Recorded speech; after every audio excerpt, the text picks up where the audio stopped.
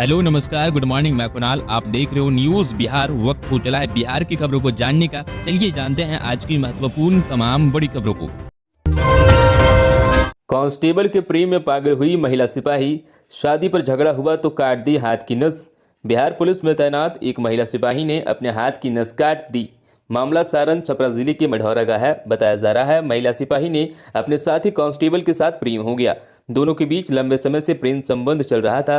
रात को दोनों मोबाइल पर बात कर रहे थे, तभी उनके बीच शादी को लेकर झगड़ा हो गया। इसके बाद गुस्से में आकर महिला सिपाही ने अपने बाएं हाथ की नस काट दी। इसकी सूचना मिलते ही मढ़ौरा थाने के पुलिस पदाधिकारी सक्रिय हो गए और महिला सिपाही को अस्पताल में भर्ती कराया। फिलहाल उसकी हालत खतरे से बाहर बताई जा रही है। छपरा सदर अस्पताल में उसका इलाज चल रहा है। जानकारी के मुताबिक महिला सिपाही का नाम कुसुमलता है। इसकी बाद की सूचना जब मढ़ौरा डीएसपी नरेश पासवान को मिली तो उसने इस मामले को जरूरी जांच की। इसमें पता चला कि महिला सिपाही का प्रेम प्रसंग छपरा में पदस्थापित दूसरी जाति के एक सिपाही के साथ काफी दिनों से चल रहा है। घटना के समय इन दोनों के बीच मोबाइल पर बात हो रही थी, जिसमें शादी को लेकर दोनों के बीच कहासुनी हो गई और अनबन हो गई। इसके बाद अचानक महिला सिपाही ने अपना आपा खो दिया और अपने हाथ के नस की कलाई काट दी। बाद में महिला सिपाही को इलाज के लिए छपरा सदर अस्पताल ले जाया गया है, जहां चिकित्सकों के द्वारा इलाज कराया जा रहा है। अभी हालात खतरे से बाहर बताया जा रहा है। क्या क्या करवा रहे हैं की पाठक? नीतीश ने कहा छुट्टी, शिक्षा विभाग ने कहा फर्जी। अब आ गया नया आदेश। बिहार में ट्रेनिंग ले रहे शिक्षकों को ईद और रामनवमी के अवकाश को लेकर भारी सस्पेंस बना हुआ है। मुख्यमंत्री नीतीश कुमार ने पूर्व में निर्देश देकर ईद पर 10 एवं 11 और रामनवमी पर 17 अप्रैल को छुट्टी देने के लिए कहा। इस संबंध में एक प्रेस नोट भी सोमवार को जारी हुआ, मगर के पाठक के शिक्षा विभाग ने मंगलवार को इसे फर्जी बता दिया और कहा प्रशिक्षण कार्यक्रम में कोई बदलाव नहीं किया गया है। वहीं मंगलवार को ही दोपहर में के पाठक के विभाग से ही एक नया आदेश आया। शिक्षा विभाग के तहत आने वाले SCERT ने सभी सस्पेंस को दूर करते हुए कहा कि 11 अप्रैल को ईद और 17 अप्रैल को रामनवमी के दिन शिक्षकों का प्रशिक्षण कार्यक्रम नहीं होगा। इस दिन ट्रेनिंग ले रहे शिक्षकों की छुट्टी रहेगी। हालांकि 10 अप्रैल को अवकाश नहीं रहेगा। इस दिन प्रशिक्षण जारी रहेगा। शिक्षा विभाग के तहत काम करने वाली राज्य शिक्षा अनुसंधान और प्रशिक्षण परिषद SCERT ने मंगलवार को जारी अपने आदेश में कहा कि विभिन्न प्रशिक्षण संस्थानों में शिक्षकों को ट्रेनिंग चल रही है। यह ट्रेनिंग आवासीय है। 11 अप्रैल को ईद और 17 अप्रैल को रामनवमी के पर्व पर राजपत्रित अवकाश घोषित है। इन घोषित अवकाश के दिन प्रशिक्षण स्थगित रहेगा। 11 अप्रैल की ट्रेनिंग शिक्षकों को 14 अप्रैल को करवाई जाएगी। वहीं 17 अप्रैल की ट्रेनिंग 21 अप्रैल को करवाई जाएगी। इसके अलावा ट्रेनिंग ले रहे शिक्षक अगर अन्य किसी दिन पर अनुपस्थित रहते हैं तो उनके खिलाफ कार्रवाई की जाएगी। खबरों में आगे बढ़ने से पहले आपसे छोटा सा रिक्वेस्ट है, चैनल को सब्सक्राइब नहीं किए हैं तो चैनल को सब्सक्राइब करके बेल आइकन प्रेस कर दीजिए ताकि खबरों का अपडेट आपको सही समय पर मिलता रहे। चलिए बढ़ते हैं हम अपनी खबरों की तरफ। बिहार में बैंक मैनेजर से क्लर्क तक साइबर ठगी की बनी शिकार। निवेश के नाम पर लूट लिए 70 लाख। पटना में साइबर अपराधी तरह तरह के झांसे देकर लोगों की गाड़ी कमाई लूट रहे हैं। ताज़ा मामला कि शातिरों ने ऑनलाइन ट्रेडिंग के नाम पर स्टेट बैंक के सेवानिवृत्त मैनेजर के 54 लाख रुपए ठग लिए। अन्य मामले में काराकर्मी और पशुपालन विभाग के लिपिक से 15 लाख और 4 लाख रुपए की ठगी की गई। राजेंद्र नगर इलाके के रहने वाले मुकेश दास स्टेट बैंक में मैनेजर के पद से 2022 में सेवानिवृत्त हुए। उनके मोबाइल पर साइबर गिरोह के युवती ने फोन कर online trading company Tradex company के निवेश करने के लिए कहा। मुनाफे का झांसा देकर मुकेश कुमार ने पहले 11.5 लाख रुपए ऑनलाइन भेज दिए। बाद में 54 लाख 2,000 रुपये निवेश किया। इसके बाद ठगों ने व्हाट्सएप ग्रुप से निकाल दिया रुपए और मुंबई कर्नाटक के खाते में भेज गया। उधर सचिवालय स्थित कारा विभाग ने तैनात फतुआ के दीपक कुमार से निवेश के नाम पर 20 मुनाफा देने का मैसेज आया, जहाँ से में आकर वह टेलीग्राम ग्रुप से जुड़ गए। इसके बाद उनसे 15 लाख रुपए ठग लिए। वहीं पशुपालन विभाग के लिपिक आदित्य कुमार से 4 लाख रुपए का चूना लगी। पटना में नामांकन नहीं होने से नाराज छात्र और अभिभावकों का प्रदर्शन, सड़क जाम कर किया हंगामा। पटना के पहाड़ी स्थित राजकीय मध्य विद्यालय में विद्यार्थियों ने मंगलवार को जमकर हंगामा किया। इस दौरान छात्र छात्राओं के अभिभावक भी प्रदर्शन में शामिल हुए। सभी उच्च विद्यालय में नामांकन की सुविधा उपलब्ध नहीं होने से और निकटतम उच्च माध्यमिक विद्यालय तक लंबी दूरी तय करने में होने वाली परेशानी से नाराज थे। इस वजह से छात्र ने नेशनल हाईवे पर जाम कर हंगामा किया। सड़क जाम के दौरान प्रदर्शनकारियों ने आगजनी भी की, जिसकी जानकारी मिलते ही मौके पर बाईपास और अगमकुआं थाना पुलिस पहुंची स्थिति संभालने का प्रयास किया। पुलिस ने प्रदर्शनकारियों को समझाने का प्रयास भी किया, लेकिन हंगामा कर रहे लोग नहीं माने। इसके बाद स्कूल के प्राचार्य की सूचना पर पटना सदर प्रखंड शिक्षा पदाधिकारी BEO मौके पर पहुंची। BEO ने जब प्रदर्शनकारियों को आश्वासन दिया कि छात्र छात्राओं का नामांकन निकटतम उच्च माध्यमिक विद्यालय में कराया जाएगा तो लोग शांत हुए। भरोसा दिलाए जाने के बाद प्रदर्शनकारियों ने सड़क जाम को हटा दिया। राजधानी पटना में धू धूम कर जल गई स्कूल बस। आग लगने से आफत में आ गई 15 बच्चों की जान।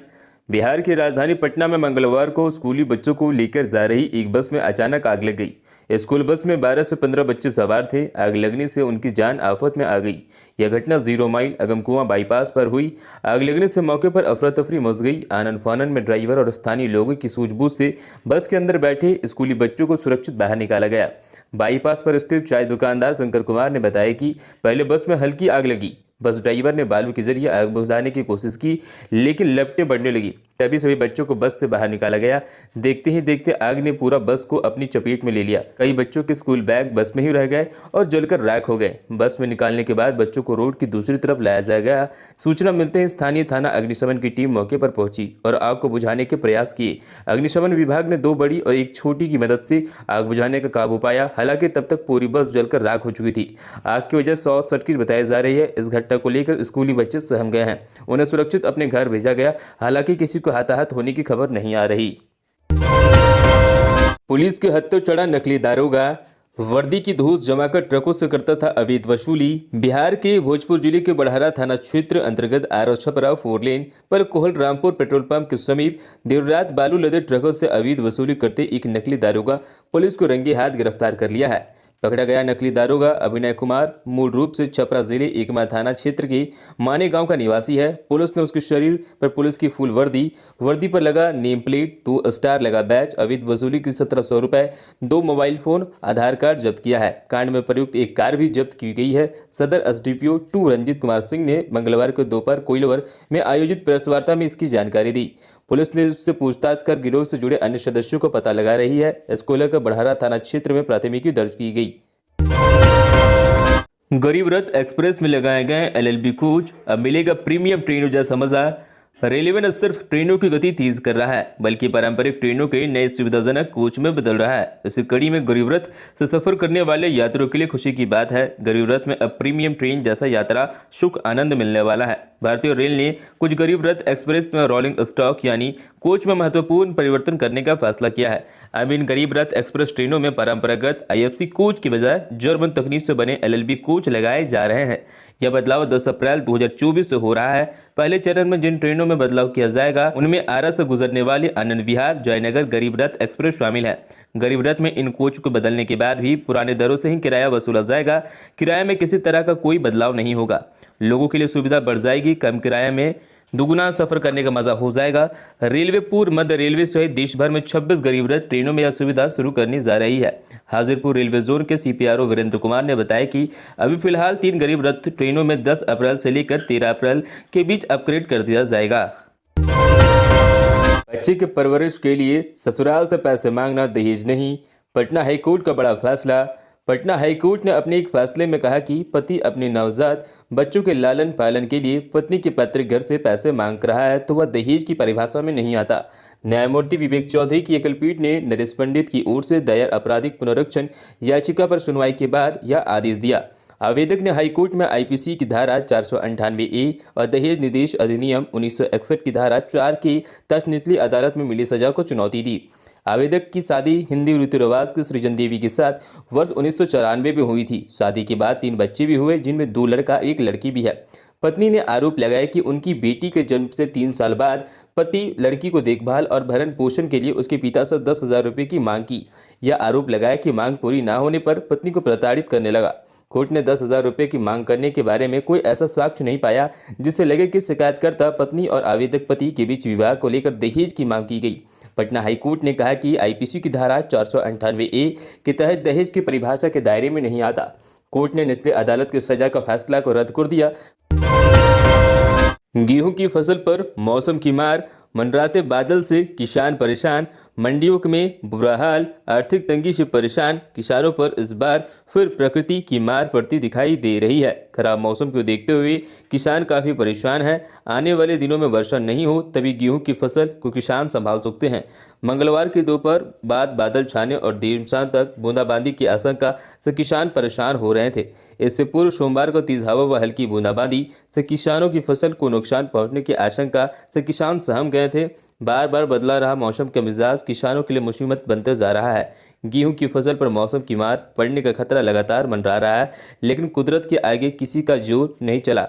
तेज हवाओं के साथ किसानों की फसल खेतों में बिछती जा रही है, जिस कारण झाड़ भी कम होगा। खेतों में बिछी फसल को काटने वाले मजदूर भी किसानों से ज्यादा पैसा वसूल रहे हैं। एक तरफ जहां किसानों का मौसम मेहरबान दिखाई नहीं दे रहा, वहीं मंडियों में किसानों का बुरा हाल है। किसानों को फसल में नमी होने के कारण मंडियों में रात गुजारना पड़ रहा है। साथ ही किसानों को फसल बेचने में मंडियों में अधिक समय लग रहा है। कई गाँवों में अभी गेहूँ कटनी शुरू हुई, कहीं तेजी पकड़ ली, लेकिन मौसम की बेरुखी के कारण किसान सहमे हुए हैं।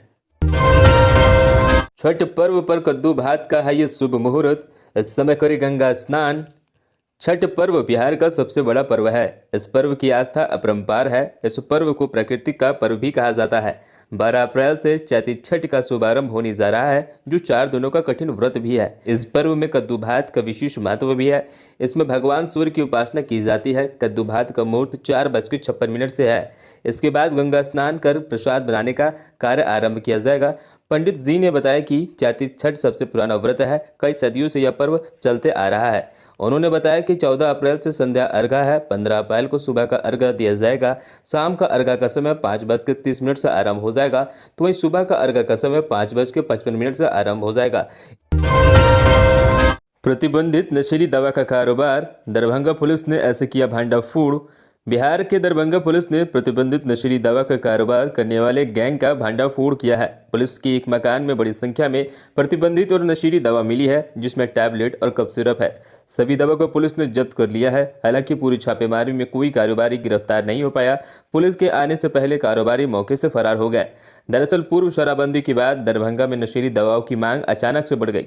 इसमें बहुत ऐसी दवा है जो पूरी तरह से बिहार में प्रतिबंधित है। इसके बावजूद भी नशे का कारोबार ऐसी दवा न सिर्फ चुपके लाते हैं, बल्कि नशेड़ी भी इसके चुपके छुपा के सेवन करते हैं। हालांकि पुलिस लगातार ऐसे लोगों के खिलाफ कार्रवाई करती रहती है। इसके बावजूद नशीली दवा का कारोबार रुकने का नाम नहीं ले रहा। इसी कड़ी में लहरियासराय थाना क्षेत्र में गुप्त सूचना मिली कि बेता चौक के पास एक मकान में अवैध रूप से नशीली दवाइयों का कारोबार आराम से चल रहा है। थाने की पुलिस दलबल के साथ मौके पर पहुंची और एक घर में छापेमारी की। घर में प्रतिबंधित और नशीली दवा को देखकर पुलिस के होश उड़ गए। इसके बाद पूरे मामले की जानकारी ड्रग इंस्पेक्टर को दी गई। दरभंगा नगर पुलिस अधीक्षक शुभम आर्या ने बताया कि पुलिस गुप्त सूचना के आधार पर यह कार्रवाई की है। इसमें अवैध रूप से बिना लाइसेंस की मेडिसिन नशेड़ियों को बेचे जा रहा था। बिना लाइसेंस की बड़ी मात्रा में दवाई का स्टोरेज किया गया था, उसे जब्त किया गया है। जब्त नशीली दवाओं में टैबलेट के अलावा भारी मात्रा में कफ सिरप है। इसकी कीमत बाजारू रूप में 4 लाख रुपए से ज्यादा है। इस मामले में कभी किसी शख्स को गिरफ्तार नहीं किया गया, क्योंकि वे फरार हो गए थे। मामले की आगे की कार्रवाई की जा रही है।